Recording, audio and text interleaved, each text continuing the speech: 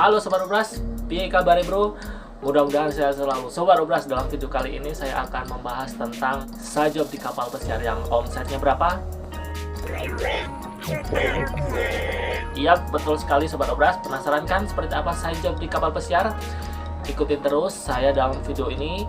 Dan jangan sekali-kali di skip ya, karena akan banyak sekali informasi tentang pekerjaan sampingan atau side job di kapal pesiar yang dapat menghasilkan pundi-pundi dolar tambahan buat kita. Oke? Nah Sobat Obras, ada banyak sekali side job di kapal pesiar itu. Nanti dalam video kali ini saya akan sebutkan lebih dari 20 side job di kapal pesiar. Nah, ada yang unik ini Sobat Obras. Jadi side job di kapal pesiar itu biasa kita sebut dengan istilah paculan atau macul. Nggak tahu kenapa ya istilah itu digunakan. Mungkin seperti macul sawah ya kan, paculan. Nah, atau dalam istilahnya dalam bahasa Pare atau Filipina disebut dengan alaga. Nah, paculan atau alaga ini adalah pekerjaan yang dilakukan di luar pekerjaan resmi. Jadi ada yang memang ilegal atau resmi atau diperbolehkan, tapi ada juga yang ilegal atau under paper atau sembunyi-sembunyi. Nah, yang sembunyi-sembunyi ini Sobat Obras yang bahaya, karena resikonya itu ada yang kecil, ada yang sedang, tapi ada juga resikonya itu yang besar. Kalau ketahuan bisa dipulangkan atau di-dismiss dari company dan dikasih one way tiket langsung pulang ke tanah air. Nah, ini bahaya sekali Sobat Obras. Jadi jangan sampai ketahuan kalau melakukan macul, oke? Nah, makin penasaran kan Sobat Obras seperti apa sih paculan atau alaga di kapal pesiar itu? Dalam video kali ini nanti saya juga akan menceritakan pengalaman pribadi saya sendiri. Dulu waktu kontrak pertama saya telah melakukan side job bersama dengan teman saya, sahabat saya waktu itu. Kita sharing modal nih, modal awal nih $300 waktu itu. Nah, setelah 5 bulan berjalan, modal kita telah berubah menjadi 8.000 US dollar. Wow, seperti apa side job yang saya lakukan waktu itu? Mungkin nanti Sobat Obras yang ingin bekerja di kapal pesiar bisa melakukannya. Tapi bisa beef or chicken. Nah Sobat Obras, pernah nggak terpikir sebelumnya misalnya pekerjaan yang terlihat sepele atau gampang kita temui di rumah, maksudnya kita nggak pernah terpikir sebelumnya ya, ternyata pekerjaan tersebut sangat menjanjikan di kapal pesiar. Saya kasih contoh misalnya potong rambut atau barbershop. Di rumah kita bisa temui barbershop itu di mana-mana ya, dengan mudah ya, di pinggir jalan. Ini saya ngomongin barbershop yang di pinggir-pinggir jalan itu, yang biasanya kosnya berapa sih? 10.000 apa 20.000 ya? 25.000 itu paling banter ya kalau di pinggir jalan itu. Ternyata kalau di kapal pesiar itu bayarnya berapa? $5 itu kalau belum dia kalau ngasih tips Sobat Obras. Nah, ada lagi nih misalnya pijit atau korokan nih. Kalau di rumah kita suruh saudara apa temen ngerokan, kita nggak bayar ya kan. Nah, kalau di kapal pesiar itu sekali ngerok atau pijit itu berapa? $20.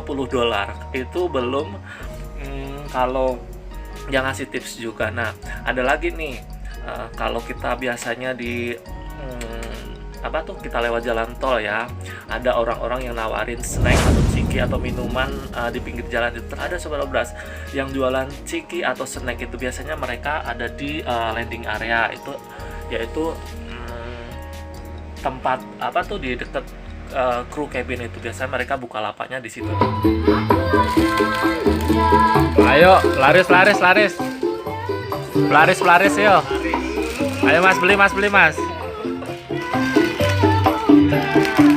Woi, lengkap nih, dagangannya lengkap nih. Ada mas. Pokoknya dijamin. Dijamin apa mas? Dijamin murah. Murah ya. Murah kalau kita. Masuk perakan $2 ya. Ada full musik lagi nih. Ada sapam ya? Emang nggak boleh jualan kalau ada sapam? Nggak tahu. Ya mas. Ini aja ya. Ini 2 perak ya. Yang kacang mana ini? Kacang. Kacang asin ya? Ya, asik. Oh ya udah ini aja. Nih harganya $2 nih. Pelado.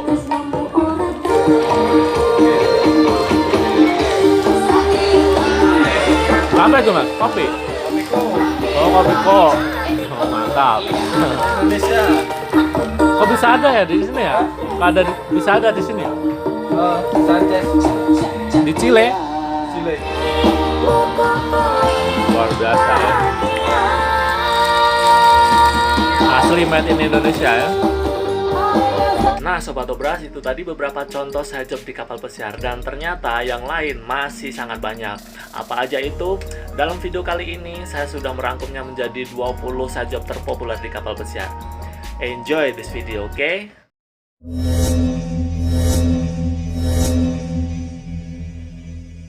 Oke Sobat Obras, langsung saja pacuan paling hits di kapal pesiar. Kita mulai dari bagian dining room atau restoran, oke? Sobat Obras, saat ini saya sedang berada di dining room upper level. Jadi dining roomnya ada dua level ya. Ada level atas dan yang level bawah. Nah, mana dulu nih suaranya anak-anak dining room atau restoran nih? Ya, plastik di dining room itu dipaculin Sobat Obras. Nah, misalnya saja prepare saucer sama cup. Nah, itu biasa dipatulin sama anak doorman. Jadi pembagian saucer sama cup ke semua section. Bayarnya biasanya itu untuk cruise 7 harian itu $1 per section.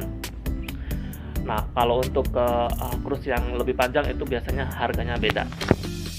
Next, paculan di dining room adalah vacuum dining room, kemudian prepare napkin dan cutleries. Keduanya biasanya dialagain sama anak dining room. Selanjutnya kita ke bagian room service Sobat Obras ya. Nah, saya sebutnya orderan fiktif aja ya. Ladang penghasilan dari anak room service ini biasanya cabin steward Sobat Obras. Jadi cabin steward biasanya pesan makanan seperti roti atau kemudian apa ya buat dinner atau kopi ke anak room service nih. Ya biasalah permainan Sobat Obras. Yap, ini adalah dishwashing area Sobat Obras. Nah, yang biasa bekerja di sini adalah pare atau orang Philippines. Cuci cutleries sebenarnya adalah tugas mereka ya, tapi kan biasanya barangnya kurang tuh, makanya biasanya dialagain sama anak dining room. Nah, before in the end of the cruise biasanya mereka nyediain kayak apa ya, wine cooler gitu, ada tulisannya bagi-bagi gitu. Bagi-bagi rezeki maksudnya, bagi-bagi duit, ya bagi-bagi tips lah. Tapi lumayan juga sih, biasanya sih per section itu paling enggak yang ngasih 10 perak gitu. Tergantung penghasilan tips anak dining room. Jadi seperti cerita-cerita dalam sinetron gitu, semua berakhir bahagia di akhir cerita. Salah, di akhir cruise maksudnya Sobat Obras. Yes, moving forward Sobat Obras, now we are going to talk about paculan in the biggest department on the ships, housekeeping. Ngomongin paculan di departemen ini Sobat Obras, seperti nggak ada habisnya ya, karena memang banyak Sobat Obras paculan di departemen ini. Nah, karena apa ya, mungkin departemen ini termasuk departemen yang boyot Sobat Obras, jadi jam kerjanya panjang nih ya.